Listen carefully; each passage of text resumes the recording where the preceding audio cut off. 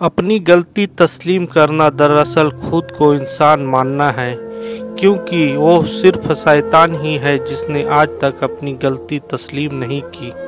रिश्ते मोतियों जैसी होती हैं, अगर गिर जाए भी तो जरा सा झुक कर उठा लेना चाहिए।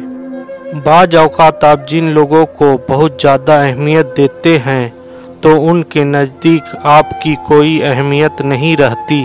घर में छोटी मोटी बातें तो होती रहती है और पर सुकून ज़िंदगी गुजारने के लिए उन बातों को नज़रअंदाज करना और एक दूसरे को बर्दाश्त करना ही असल निभाना है। बहुत सी बातें ऐसी होती हैं जिनके जवाब में हम ठीक है के अलावा कुछ नहीं कह सकते हैं, हालांकि वो किसी भी तरह ठीक नहीं होते। पहले के मुसलमान इस्लाम के मुताबिक अपनी ज़िंदगी गुजारते थे और आज के मुसलमान अपनी मर्जी के मुताबिक इस्लाम को चलाते हैं। तुम्हारे नफ्स की बेहतरी के लिए इतना ही काफ़ी है कि तुम उन चीज़ों से दूर हो जाओ जो तुम्हें दूसरों में नहीं पसंद। आप जिसके साथ जितना ज़्यादा मुखलिस होंगे वो आपको इतना ही ज़ोरदार थप्पड़ मारेगा कि आपकी मुखलिसी भी हैरान रह जाएगी। ज़िंदगी में जब कभी हमारा खुद से सामना होता है तो समझ आता है कि हमने दूसरों की खातिर अपना कितना दिल दुखाया है। झूठ इसलिए भी बिक जाता है क्योंकि सच को खरीदने की औकात हर किसी की नहीं होती। हर मसले के लिए कोई ना कोई हल ज़रूर होता है और इस हल की मौजूदगी के एहसास का नाम उम्मीद है। तुम्हारी उम्र बराबर घटती जा रही है, बस जो कुछ तुम्हारे हाथ में है उससे किसी की मदद कर जाओ। कभी माँ बाप याद आए तो बहन भाई मिलकर बैठा करो।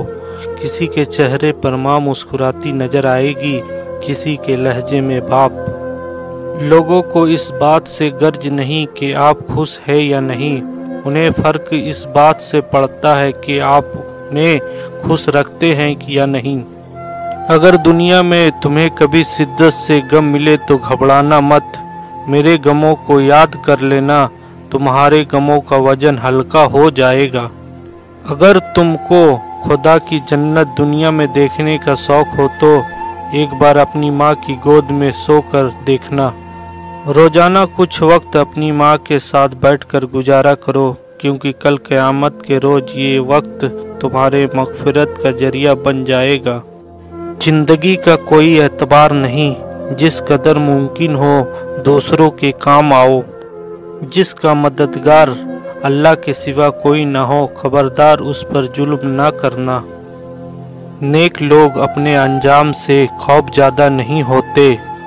मोमिन वो नहीं जिसकी महफिल पाक हो, बल्कि मोमिन वो है जिसकी तन्हाई पाक हो।